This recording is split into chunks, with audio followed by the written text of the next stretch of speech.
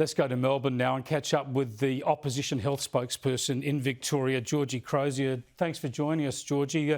Lots of speculation at the moment that high-level meetings are occurring in Melbourne to consider a snap lockdown. What's the latest information you've got?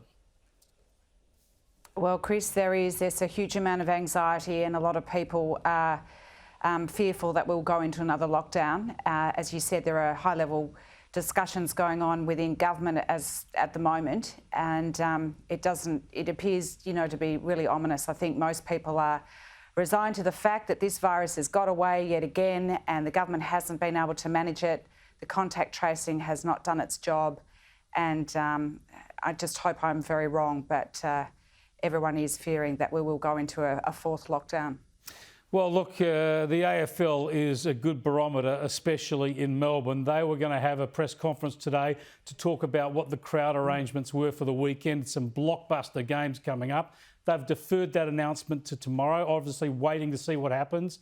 There's speculation in the sporting world that already the AFL might be planning to have their games without crowds in attendance. Is that your understanding?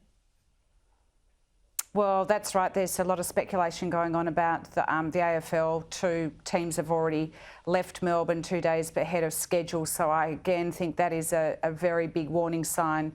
AFL teams left the state during the second lockdown last year and went to their hubs.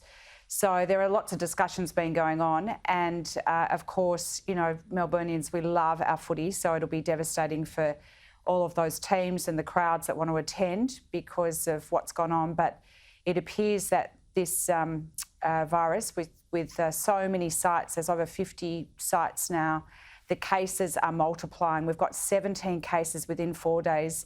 And when we went into the 5-day lockdown in February, we had 17 cases over 9 days.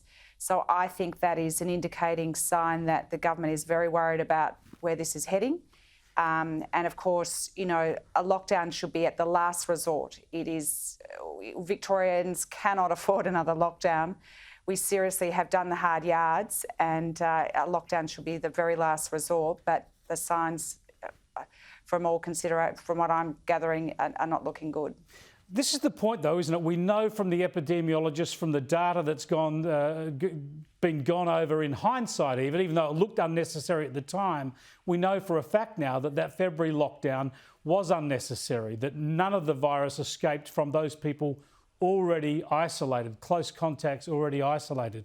It doesn't look like this particular outbreak is worse, though. Has it got away from those close associates, or should Victoria still be looking at a cautious approach, not going into lockdown yet?